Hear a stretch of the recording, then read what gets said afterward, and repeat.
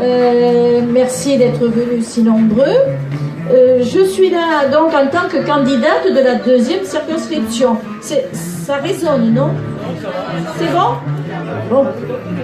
Donc je suis Françoise Tardin, je suis tarn-et-garonnaise de l'essence, donc je vais essayer de me présenter de manière à ce que d'abord vous compreniez qu'est-ce qui m'anime, et puis donc je ne vais pas développer notre programme bien entendu puisque vous allez le lire, vous l'avez déjà lu, vous le relirez, etc. Je vais dire surtout pourquoi j'ai accepté de me présenter. Donc je réside à Cassel-Sarrazin depuis 1980, date à laquelle mon mari et moi avons été mutés en Tarn-et-Garonne. J'ai enseigné donc physique et chimie dans plusieurs établissements, à savoir 15 ans à Valence d'Agen, au collège Jean Rostand, puis 12 ou 13 ans au lycée Jean de Prade à Cassel-Sarrazin. Le département du Tarn-et-Garonne, c'est un département que je connais bien. Je le connais bien d'abord par mon enfance et mon adolescence. C'était le cadre de mes premières années, était le canton de Nègrepelisse. Pourquoi j'évoque ce canton, vous allez peut-être comprendre. J'y ai découvert donc des personnalités politiques du Parti radical, devenu depuis lors Parti radical de gauche. J'y ai découvert une pratique que je n'apprécie guère, à savoir l'électoralisme, avec toutes les manigances mises en œuvre pour glaner des voix, concéder quelque avantage à un bon électeur. Tout cela, bien entendu, je l'ai entendu lors d'échanges sur la vie locale autour de la table familiale. La politique semblait se réduire à de petits arrangements entre amis. Hélas, quelquefois, pour certains de nos concitoyens, on en reste à ce niveau-là. Le contexte familial avait aussi de l'importance. Nous vivions modestement, comme beaucoup de familles dans les années 50. Mes parents, très volontaires, avaient surmonté pas mal de difficultés. Et leur histoire a pesé dans ma formation, je crois, de citoyen. Mon père, orphelin de l'assistance publique de la Seine, n'avait pas pu échapper au STO, faisant figure d'étranger, déjà, dans la commune où il résidait, et donc désigné d'office et sans recours. Il a dû partir sous la pression des voisins. Affecté en Pologne, s'est évadé, repris, a été emprisonné à Görlitz, tandis que, ce qu'il me racontait, des jeunes de son âge avaient pu échapper à cette déportation. Plus tard, dans son travail, j'ai su qu'il avait été un petit peu un précurseur, un lanceur d'alerte contre la corruption, ce qui lui a valu une mise en garde à l'époque du trésorier payeur général. Il travaillait pour le Trésor. Ma mère avait dû travailler à la ferme très jeune pour suppléer un père malade des conséquences de la guerre de 14-18, ce qui l'avait privé d'études secondaires, et c'était son grand regret. Tous ces faits ont fait que, très jeune, j'ai eu le sentiment de l'injustice. Et ça m'a, c'est vrai, ça a induit une forme certainement de personnalité.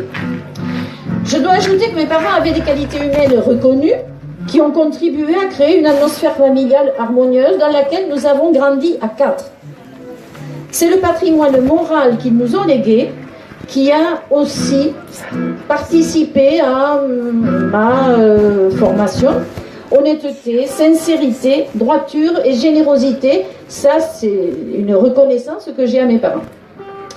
De même, la notion de classe m'est apparue assez tôt en observant le milieu social environnant. Il y avait d'un côté la petite bourgeoisie qui affichait une certaine autosuffisance, se soutenait, faisait de l'entre-soi. De l'autre, les ouvriers et les paysans qui, dans mon environnement, suaient le burnous tout en étant méprisés. Et là, je ressentais effectivement l'inégalité des conditions de vie, d'où, une fois de plus, ce sentiment d'injustice sociale.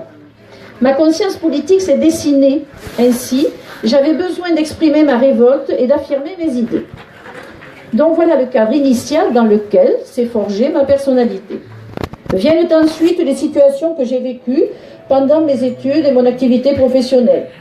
Parmi elles, une situation un peu singulière, jeune enseignante alors coopérante au Maroc et enceinte, j'ai fait grève avec mon mari, coopérant militaire aussi, pour protester contre l'assassinat d'élèves par des Morasmis dans un dortoir de notre lycée. Autant insoumis que d'autres, nous passions outre l'interdiction. Les insoumis, ça n'est quand même pas une nouveauté. Pour être vraiment actrice de la société, j'ai éprouvé le besoin de m'engager. J'ai initialement privilégié l'action syndicale dans l'enseignement dès mes années d'IPES, en choisissant le SNES, dont l'orientation dominante s'apparentait à ma sensibilité politique. Électrice communiste, je trouvais dans le syndicat la possibilité de défendre mes idées sur le terrain. J'ai été en responsabilité du SNES départemental pendant plusieurs années, au moment de la création de la FSU, mais aussi en tant que représentante des personnels au rectorat, donc en commissaire paritaire. Retraitée, mon engagement perdure dans le cadre de la FSU et c'est ainsi que je rencontre un grand nombre d'entre vous dans les épisodes de mouvements revendicatifs intersyndicaux, aussi bien actifs que retraités.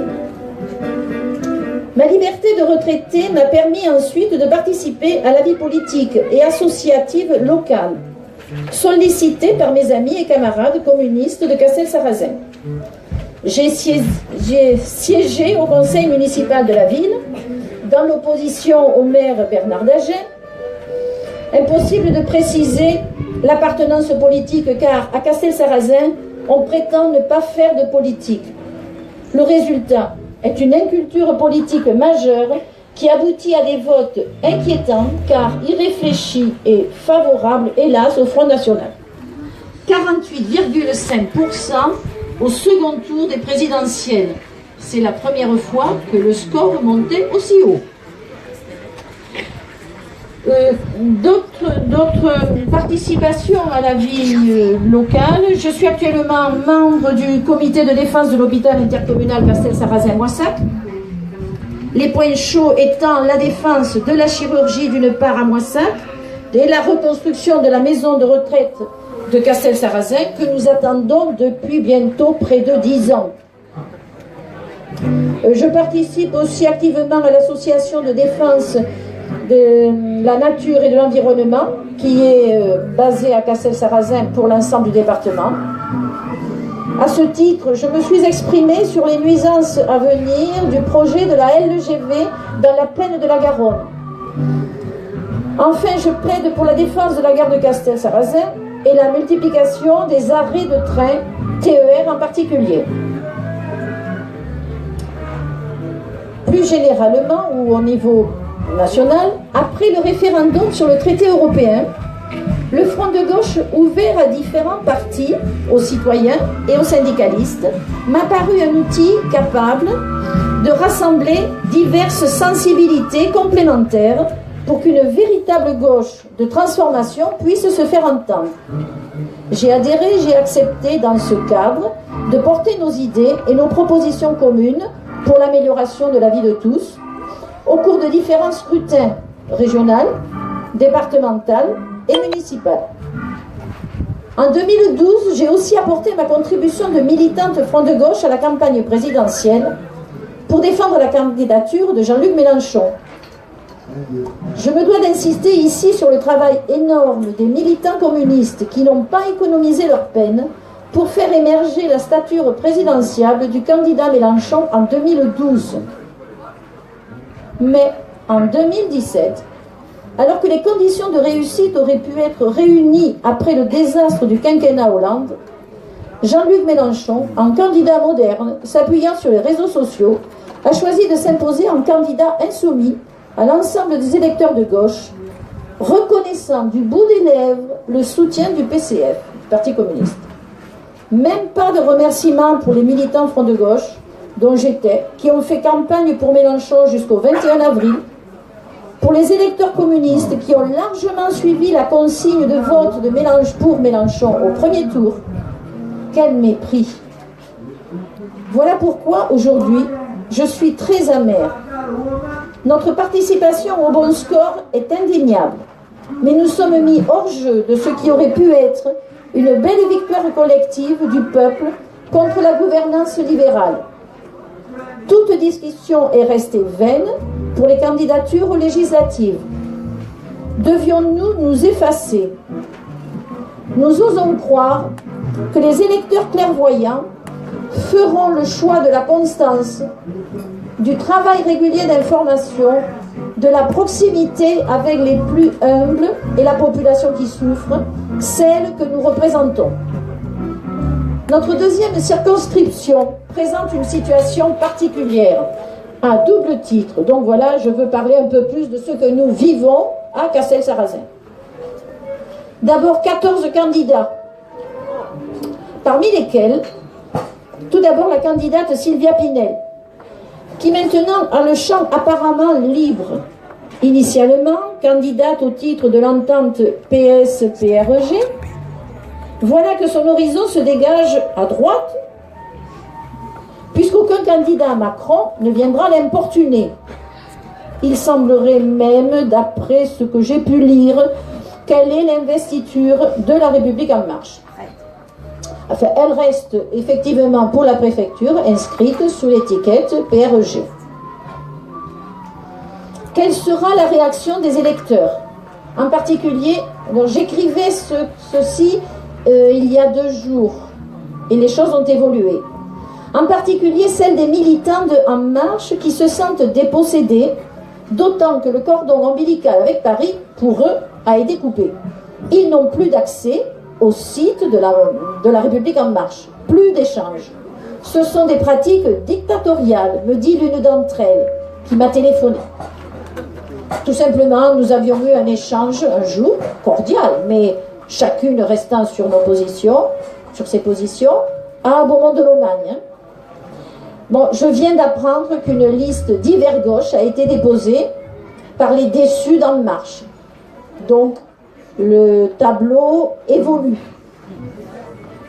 Mais l'autre candidature est plus inquiétante, c'est celle du Front National. Il a obtenu un score particulièrement élevé chez nous. Le Front National mise sur son candidat de la Circo 2 dans le Tarn-et-Garonne pour s'implanter à Midi-Pyrénées. Comment expliquer cette progression? En particulier à Castelsarrasin, mais aussi dans de nombreux petits villages de la circonscription. Les difficultés économiques des familles et la frustration qui en découle. À savoir, à Castelsarrasin, plus de la moitié de la population ne paie pas d'impôts. Ce qui donne une idée du niveau économique de la cité. La population étrangère maghrébine ou Europe de l'Est, venue plus récemment travailler dans les fruitiers, que l'on accuse injustement de profiter, si ce n'est d'abuser, d'aides sociales. L'isolement en milieu rural qui génère la peur, l'insécurité sous diverses formes.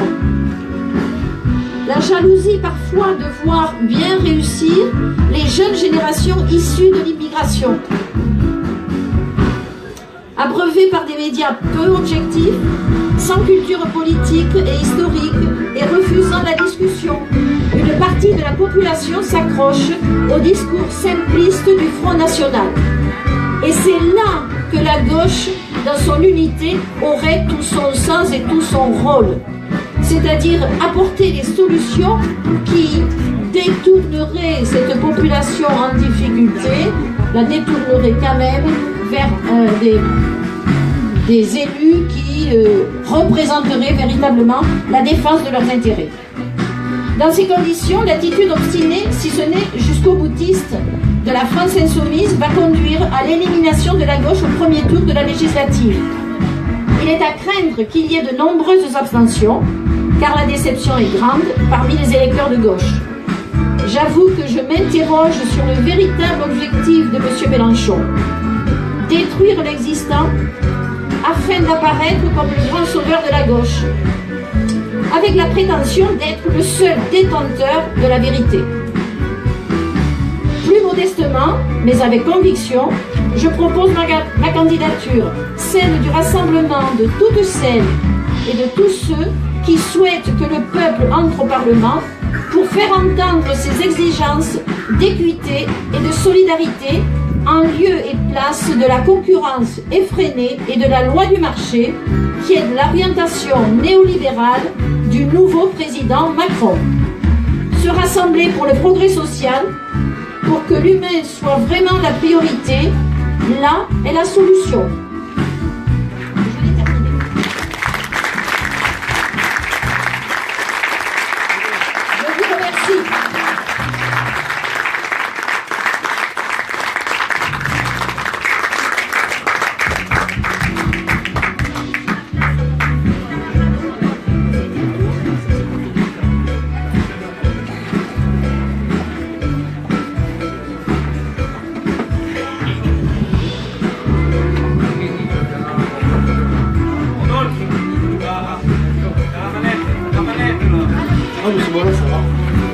Bon, je vais essayer de parler fort, hein. On va essayer de se faire entendre. Donc tout d'abord, merci Max. Donc tout d'abord, j'irai bonjour les gens. Non, pardon. Chers amis, chers camarades. Hein. Ici, on connaît les gens à qui on s'adresse. Hein, c'est pas simplement des paroles comme ça envoyées dans le vent. Ouais, voilà. Donc, c'est un véritable bonheur de vous retrouver ici à Corps-Barieux pour cette grande fête populaire. Nous sommes aujourd'hui le 20 mai, à moins d'un mois du premier tour des élections législatives. Je serai donc le candidat avec Colette, donc sur la première circonscription de Montauban, donc, et du Tarn-et-Garonne, donc, voilà. Comme le disait ma camarade Françoise, moi je suis montalbanais aussi, né à Montauban. Moi j'ai 55 ans, je suis enseignant, directeur d'école à Montauban. Je suis conseiller municipal à Montauban et au Grand Montauban, dans l'opposition à Brigitte Barège. C'est pas rien. Voilà. Et donc je suis, je pense, bien implanté dans le monde associatif donc, du Tarn-et-Garonne. Donc cette campagne des élections législatives, déterminante pour l'avenir de notre pays, s'inscrit dans un contexte politique totalement inédit sous la Ve République. Depuis l'inversion du calendrier électoral, les élections législatives, présentées comme le troisième tour du calendrier, le troisième tour de l'élection présidentielle, ont toujours eu pour objectif de donner une majorité au président élu. C'est un véritable déni de démocratie. Mais aujourd'hui, cette situation n'est plus d'actualité. Toutes les cartes sont rebattues. Personne ne peut dire au moment où je vous parle qu'il a l'assurance de disposer d'une majorité parlementaire au soir du 18 juin.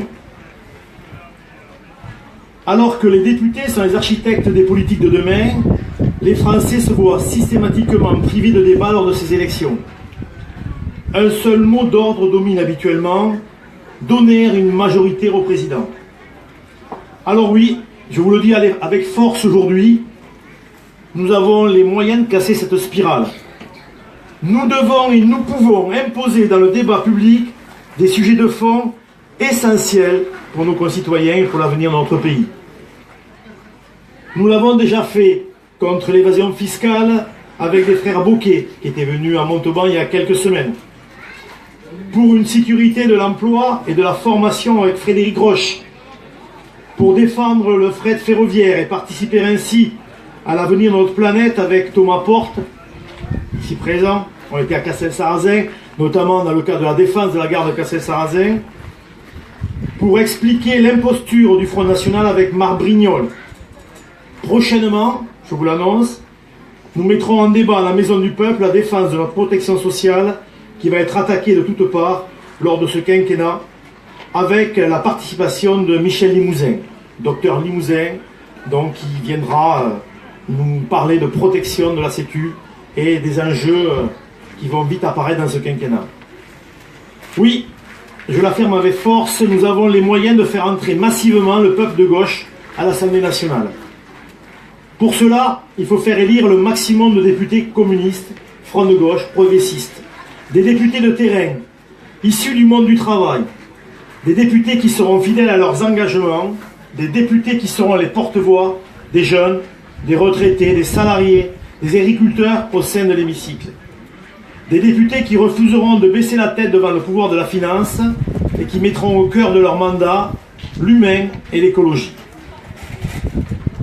Avec plus de 7 millions de voix au premier tour, Jean-Luc Mélenchon, que les communistes ont soutenu loyalement, a fait se lever une vague d'espoir dans le pays. Il nous appartient maintenant de l'amplifier lors de ces élections. Rassemblés, nous pouvons être la majorité parlementaire de demain. Il ne faut surtout pas oublier qu'Emmanuel Macron a été élu sur un vote de rejet de Marine Le Pen. Il ne dispose pas de majorité dans ce pays. Dans cette élection, il nous faut barrer la route à l'extrême droite. Cela doit être une priorité absolue. L'élection de députés Front National nombreux serait une très mauvaise nouvelle pour notre pays. Les idées de haine, de repli sur soi et de division n'ont pas leur place au cœur de l'Assemblée nationale d'un pays comme celui de la France, pays des droits de l'homme et du citoyen. Quel message nous enverrions alors au monde entier si cela devait arriver? Dès le soir du premier tour de l'élection présidentielle, nous avons appelé à barrer la route à Marine Le Pen, de façon extrêmement claire. Oui, il fallait mettre son score le plus bas possible, chez nous, au Parti communiste, par de tergiversations avec le Front National. La parole publique des communistes du Tarn-et-Garonne, claire et cohérente, a été fondamentale pour mettre en échec l'extrême droite entre les deux tours. Une Marine Le Pen à 30% ou à 45%, ce n'est pas la même chose. Nous en savons quelque chose dans ce département. Il faut bien garder en mémoire qu'ici Marine Le Pen est arrivée en tête au premier tour de l'élection présidentielle avec 26,69% des suffrages. Pour autant, le danger Front National n'est pas écarté. Il nous faut continuer le combat pour dénoncer l'imposture de son discours. Aussi, je tiens à saluer Françoise Tardin, candidate Parti communiste Front de gauche sur la 2e circonscription, pour le combat frontal qu'elle mène contre le candidat de l'extrême droite chez elle. Bien évidemment, ce combat contre l'extrême droite doit être mené de front contre un autre combat, celui contre une droite revancharde, une droite qui, malgré sa défaite à la présidentielle, est toujours en ordre de marche pour faire élire le maximum de députés à l'Assemblée nationale. Et ainsi pousser plus loin encore les feux de l'austérité et du libéralisme le plus sauvage. À l'échelle de notre département, nous connaissons les ravages que peut causer une telle politique. La ville de Montauban, dirigée par Brigitte Barège, en est le parfait exemple. Alors que Montauban disposait d'une programmation culturelle de grande qualité il y a quelques années, accessible au plus grand nombre et diversifiée, elle a fait le choix, pour des raisons purement idéologiques, de les supprimer. Son objectif, imposer sa vision de la culture. Les services publics ne sont pas non plus épargnés. Sur notre ville, les délégations de services publics, les fameuses DSP, foisonnent. Ordures ménagères, eau, assainissement, parking, transport, gestion de la piscine. Et le plus souvent, on peut le constater, au détriment du service rendu aux populations, bien entendu, et surtout dans l'intérêt des actionnaires. Dernier exemple en date, la fermeture du bureau de poste de Vie Nouvelle à Montauban. Ce choix, fait avec l'accord de Mme Barège, met en péril les missions des services publics postaux dans le quartier de Ville Nouvelle. Cette décision est totalement scandaleuse. Sous le quinquennat Hollande, la Poste a touché plus de 318 millions de CICE. Avec quel résultat? 100 000 postes supprimés depuis 2006. 7 300 pour la seule année 2015. Conséquence directe, le réseau postal est passé de 17 000 bureaux à 9 000 bureaux. Montauban n'échappe pas à la casse. Écoutons encore une fois, les services publics subissent de plein fouet les ravages des politiques libérales qui priorisent la rentabilité pour les actionnaires aux besoins des populations. On pourrait parler aussi de l'école, où les restrictions budgétaires entraînent des fermetures de classes sans précédent dans la ruralité de notre département, et notamment dans le nord de notre circonscription. C'est plus de 20 classes que nous allons fermer à la prochaine rentrée. On pourrait aussi évoquer l'hôpital public de Montauban, où les conditions d'accueil des malades se détériorent de jour en jour, et ce, malgré l'engagement sans faille des personnels soignants qui sont en souffrance, où des services et des lits ferment, faute de moyens de fonctionnement corrects.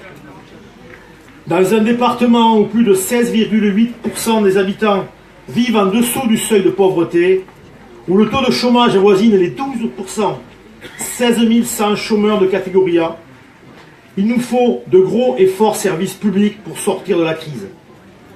Les services publics sont notre patrimoine et nous devons les préserver.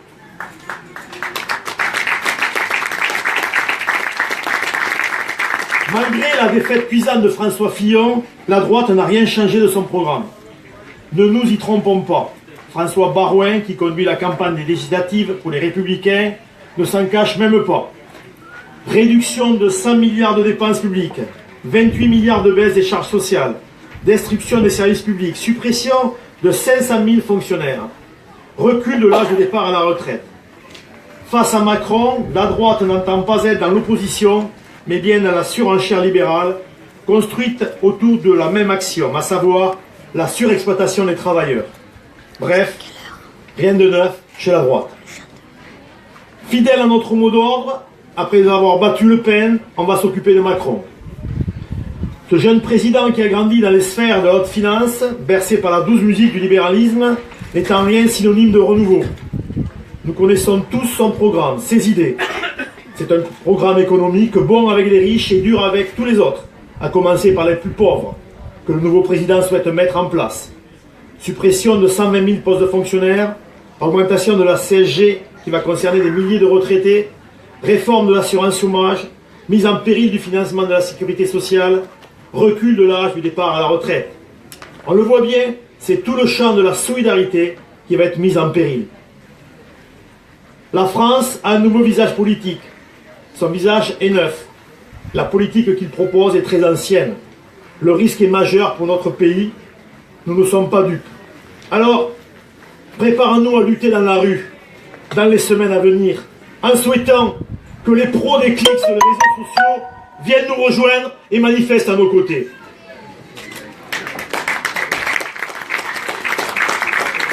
Et que dire de ces ministres, Colomb, Bayrou, Le Drian, pas vraiment du renouveau, plutôt du recyclage. Ces différentes nominations auront au moins eu un mérite, celui de la clarification. Ni de gauche, mais 100% à droite. Le président Macron a déjà annoncé ses intentions, casser le code du travail en utilisant la procédure des ordonnances. La nomination de Muriel Pénicaud comme ministre du Travail, patronne de Business France, et ex-DRH de Danone et ex-directrice générale adjointe du groupe Dassault Systèmes, est un nouveau signal envoyé par le président. Il veut taper fort et vite par des procédures antidémocratiques. Nous ne le laisserons pas faire. En effet, je tiens à le rappeler ici devant vous, le président n'a pas le pouvoir de gouverner par ordonnance. Ce pouvoir doit lui être conféré par une loi d'habilitation votée par le Parlement. Et ceci est extrêmement important. Si nous élisons un maximum de députés, PCF, Front de gauche, France Insoumise, Ensemble, progressistes de tous bords, nous pouvons faire échouer ce funeste projet. Nous avons les moyens de gagner, les moyens d'empêcher la casse du Code du travail par ordonnance. Chaque député, PCF, Front de gauche, que nous élirons, refusera le vote par ordonnance. Il sera un pôle de résistance, un point d'appui pour toutes celles et tous ceux qui luttent pour une autre société plus juste et plus solidaire. C'est bien sûr l'engagement que je prends aujourd'hui devant vous. Il nous faut aussi reprendre la main lors de ces élections législatives. Nous revendiquons l'objectif de prendre le pouvoir pour libérer la France de la tutelle des marchés financiers. Jamais la soumission des démocraties aux marchés financiers n'a permis de résorber les crises sociales. Jamais. Elle les a toujours aggravées. Il suffit de regarder l'exemple de la Grèce aujourd'hui. Ne comptez donc pas sur nous pour nous inscrire dans un scénario avec la droite et le Front National comme force d'opposition, de façade. Et de l'autre côté, Emmanuel Macron. Quel scénario sinistre pour la France. Nous pouvons faire autrement. Une autre politique est possible. La France a les forces pour mener cette bataille. Alors, dans les 21 jours qui nous séparent du premier tour des élections législatives, il nous faut mobiliser toutes les forces vives de la gauche. Nous connaissons nos adversaires, la droite, le Front National et les macronistes, officiels ou officieux. Si nous voulons gagner le maximum de députés, aucune division ne doit entamer le travail que nous menons. Aujourd'hui, nous sommes en campagne, mais nous gardons la main tendue pour construire le rassemblement le plus large possible dans le respect de chacun et de chacune. La meilleure chance de victoire est claire, c'est le rassemblement maximum des forces de toutes celles et tous ceux ayant œuvré au magnifique score de Jean-Luc Mélenchon le 23 avril dernier. Alors, comme l'a proposé Pierre Laurent durant ses 21 jours de campagne, envahissons le terrain autour des mots d'ordre clairs. Non à la case du travail, non à la case des services publics, non au recours aux ordonnances. Pour l'empêcher, élisons un nombre des députés qui refusent ce coup de force. Je compte sur vous pour porter cette parole et mobiliser autour de notre candidature. Merci.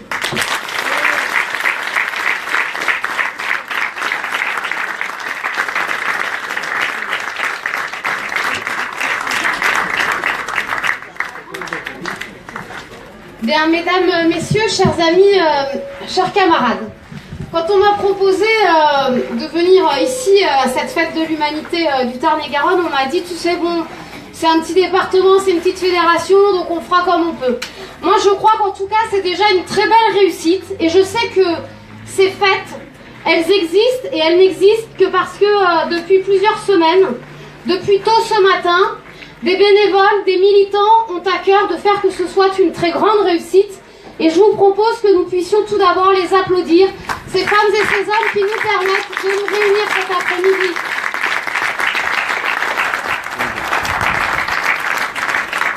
Vous dire également ma satisfaction, peut-être un peu ma déception, parce que quand on a deux très bons candidats qui ont déjà parlé, on s'interroge surtout sur mais qu'est-ce que je vais bien pouvoir rajouter. Alors je vous rassure, on m'a demandé de venir pour quand même vous parler. Donc celles et ceux qui sont assis, j'espère que vous êtes bien assis. Celles et ceux qui sont debout, vous resterez encore debout un petit peu, je m'en excuse, pour quand même vous dresser. Effectivement, ça a été dit, cette vision plus nationale, mais en tout cas faire le lien entre les deux interventions qui ont été faites en puisant des exemples dans la réalité locale de chacune de ces deux circonscriptions de ce département, et bien évidemment de la réalité nationale dans laquelle nous sommes. En quelques mots, je voulais tout d'abord revenir sur les élections présidentielles qui ont eu lieu en avril et mai dernier. Nous avons assisté à une campagne qui, pour la résumer, a été indigne en tout cas de notre République, indigne de ce que nous pouvions attendre au vu des enjeux de notre pays, au vu des enjeux pour les femmes, les hommes qui aujourd'hui souffrent dans notre pays. Cette campagne s'est déroulée sur fond d'affaires, sur fond de non-dits pour un certain nombre de candidats, sur fond de planches pourries pour d'autres candidats, et sur fond, finalement, non pas d'un désintérêt, mais d'un mépris des électrices et des électeurs. Et face à cette situation, je le dis, Jean-Luc Mélenchon a relevé le niveau. Il a relevé le niveau, et d'ailleurs cela s'est traduit par les urnes, puisque le 23 avril au soir, ce sont plus de 7 millions de Françaises et de Français qui lui ont apporté leur suffrage. Ces 7 millions de voix, ce sont des voix issues des différentes sensibilités de la gauche. Ces 7 millions de voix, ce sont des voix qui ont cru, qui ont espéré dans une nouvelle façon de faire de la politique. Ce sont 7 millions de voix qui se sont dit « ce n'est pas possible, il nous faut un véritable candidat de gauche qui porte les espérances du peuple dans cette élection présidentielle pour le second tour ». Alors bien sûr, nous savons, ces voix n'ont pas suffi pour la qualification du second tour. Mais elles sont et elles resteront. Et nous devons avoir, nous en tout cas comme militants communistes, comme repère, ces 7 millions de voix et cette capacité à rassembler des femmes et des hommes qui, quelques semaines auparavant, pour certains quelques jours auparavant, n'avaient pas forcément prévu de se retrouver derrière le même candidat. Dans l'entre-deux-tours de ces élections présidentielles, nous avons enfin vu le vrai visage du Front National. Ce visage d'un Front National que nous avons décidé de condamner et de dénoncer toutes les impostures. Nous avons vu une candidate qui a eu son vernis, qui s'est craqué au fur et à mesure de ce pitoyable débat télévisé d'entre-deux tours, mais qui a en tout cas révélé ce qu'est le Front National. Le Front National, c'est le parti de la haine. Le Front National, c'est le parti de l'exclusion. Le Front National est un parti raciste qui propose, dans notre pays, de faire finalement de l'exclusion, de la haine et de l'individualisme le programme et les intérêts principaux. Alors, il y a eu du débat et je suis sûre que chacune et chacun d'entre vous s'est interrogé sur son vote du second tour. Chacune et chacun d'entre vous a fait le vote qui a été le sien, mais jamais dans la facilité et jamais en tout cas avec grand enthousiasme. Moi, je suis fière que dès le soir du premier tour, les responsables communistes aient pris leurs responsabilités en appelant à utiliser le bulletin de vote Macron pour battre Marine Le Pen. Vous savez, en tant que petite fille, arrière-petite fille de déportés résistants, petite fille de républicains espagnols, je crois que le fascisme, le nazisme, ne peut pas s'installer dans notre pays. Parce qu'une fois qu'il est installé, il est toujours plus difficile à faire disparaître. Il se fait au péril de la vie de nombreuses et de trop nombreuses personnes. Et en même temps, la sénatrice communiste que je suis, qui a passé de nombreuses heures en séance à dénoncer, à combattre et à voter contre les lois Macron, et bien évidemment, quand il a fallu rentrer dans l'isoloir et prendre ce bulletin, cela n'a pas été de gaieté de cœur. Et je le dis, pourquoi nous l'avons fait? Nous l'avons fait sans aucune espérance sur ce qui allait se passer par la suite et du gouvernement qui allait être nommé. Mais nous l'avons fait parce que nous voulions être libres. Nous voulions rester debout pour, dès le lendemain du second tour, nous opposer à la politique libérale qu'allait mettre en place Emmanuel Macron et son gouvernement. Et je crois que quand nous inquiétions de quelle politique libérale, depuis la nomination de ce gouvernement, nous savons maintenant que ce sera une politique effectivement de droite et encore toujours de droite. Alors, les 11 et 18 juin prochains auront lieu ces élections législatives où Françoise et Rodolphe seront dans ce département candidats. Ces élections législatives, ce sont elles qui donneront le là pour les 5 ans à venir dans notre pays. Un petit peu comme ce soir, si vous voulez. C'est-à-dire que nous avons eu les balances, mais le vrai spectacle, c'est à partir de 20h. Et je vous invite d'ailleurs toutes et tous à pouvoir y participer et à prendre en tout cas les vignettes pour pouvoir y assister. Alors, pendant 5 ans, de quoi vont parler les députés? Eh bien, ils vont parler de la vie des gens. Ils vont parler de l'école. Ils vont décider de ce que sera notre système de santé. Ils vont décider de ce que seront, de ce que ne seront pas notre service public de transport, de la question de l'emploi, de l'industrie dans notre pays, de la place des services publics dans les villes, dans les quartiers sensibles, en zone rurale. C'est donc pour décider de tout cela que nous devons nous interroger pour choisir de quel député nous avons besoin pour les 5 ans qui viennent. Cela a été dit, le gouvernement qui s'est actuellement mis en place s'annonce comme un gouvernement de combat. Mais vous savez, c'est un gouvernement de combat qui aujourd'hui n'a pas d'armes. Et pour combattre, il en faut. Nous avons donc 3 semaines pour tout faire, pour qu'ils n'aient pas les armes dans leurs mains, pour mettre en place leur politique de combat. Des ordonnances pour casser le code du travail dès le mois de juillet. Des ordonnances, ça a été rappelé, ne peuvent être votées que parce qu'il y a une majorité de députés, de sénateurs qui donnent l'autorisation au gouvernement de pouvoir prendre ces ordonnances. Cela signifie donc très concrètement que si une autre majorité que celle que l'on nous annonce entre à l'Assemblée nationale le 18 juin prochain, les ordonnances ne seront pas votées. Le code du travail ne sera pas cassé avec cette vision libérale qui ne se satisfait même pas de la casse qu'a déjà mis en place la loi El Khomri. Ce gouvernement annonce une baisse des fonctionnaires. Ce gouvernement nous annonce, sous couvert d'une loi de la moralisation politique, la baisse du nombre de parlementaires à l'Assemblée nationale et au Sénat. Vous savez, la baisse du nombre de parlementaires, ça veut dire quoi? Ça veut dire derrière la baisse de la démocratie. Ça veut dire derrière la coupure de ce lien pourtant si fragile aujourd'hui, de ce lien entre celles et ceux qui font les lois et la population. Alors que nous sommes dans un pays où chaque jour, on nous dit que la crise politique s'aggrave, où chaque jour, on nous dit que les élus ne sont plus en lien avec la population, la réponse de ce gouvernement, ce serait de dire il faut moins d'élus demain. Eh bien moi je réponds le contraire.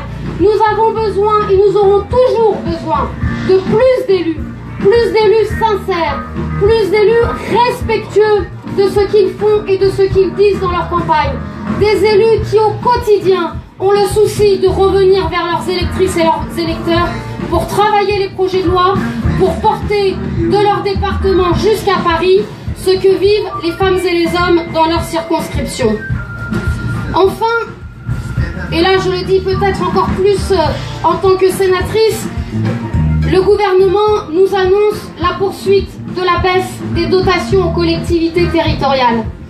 Il annonce cela parce que, bien évidemment, comme tout gouvernement libéral, il faut encore faire un effort pour réduire la dette. À force de réduire les dotations aux collectivités territoriales, très concrètement, cela veut dire quoi? Cela veut dire que l'on casse les services publics locaux. Cela veut dire que ce qui aujourd'hui permet dans des communes, dans des départements, dans des régions, d'être des correctifs à la crise, de créer, d'accompagner des associations qui font du lien social, eh bien cela veut dire que demain, ce ne sera plus possible. Mais c'est également s'attaquer à toute l'industrie et donc à tous les emplois des travaux publics. Parce que quand des collectivités ont moins d'argent, eh bien elles passent moins de commandes. Et donc, forcément, les entreprises du territoire, les entreprises qui créent, qui entretiennent les routes, les ponts, les collèges, les écoles, les lycées, eh bien ce sont autant d'entreprises qui auront des commandes en moins et donc ce seront là aussi autant d'emplois supplémentaires supprimés. Le tableau que je vous dresse là, et je vous l'ai dit, n'est pas du tout une fatalité. Et nous allons assister dans les 3 semaines qui viennent à un matraquage médiatique nous disant le gouvernement va faire ceci, le gouvernement va faire cela. Dès l'été, le gouvernement sera comme ci. Et moi je vous dis non. Dès l'été, le gouvernement pourra faire cela si une majorité de Français lui donne les clés pour faire cela. Mais si une majorité de Français s'y oppose, c'est tout un autre programme qui pourra se mettre en place. Un programme qui défend les services publics, un programme qui revalorise les retraites, un programme qui défend l'emploi. J'ai envie de dire très simplement, comme c'est écrit ici, un programme qui place l'humain au cœur des politiques publiques, un programme qui met en avant l'humain d'abord. Nous sommes, ça a été dit et redit, 3 semaines, c'est pas beaucoup, 3 semaines. Même si nos candidats commencent un peu à fatiguer, il faut tenir jusqu'à la dernière ligne droite. Ces 3 semaines doivent, je crois, nous permettre de mettre les candidats du Front National le plus bas possible de partout. Dans tous les départements, notre objectif doit être de mettre le Front National le plus bas possible. Notre objectif est également de faire la démonstration que la République en marche peut très facilement trébucher et qu'elle peut s'arrêter de marcher et ainsi ne pas mettre en place le programme de notre cher président récemment élu. Cette campagne n'est pas simple et je crois, non pas pour nous masquer les réalités, qu'elle n'est simple dans aucune des familles politiques de la vie politique française. Je veux vous dire ici et je veux vous témoigner de l'expérience qui a été la mienne aux dernières élections régionales en Auvergne-Rhône-Alpes, où nous avons eu une campagne difficile. Nous avons toujours gardé comme optique la volonté de rassembler. La volonté de rassembler, non pas un nombre de logos sur un tract, mais la volonté de rassembler les femmes et les hommes que nous rencontrions, les femmes et les hommes avec qui nous échangions, les femmes et les hommes dans nos villages, dans nos quartiers, sur notre lieu de travail,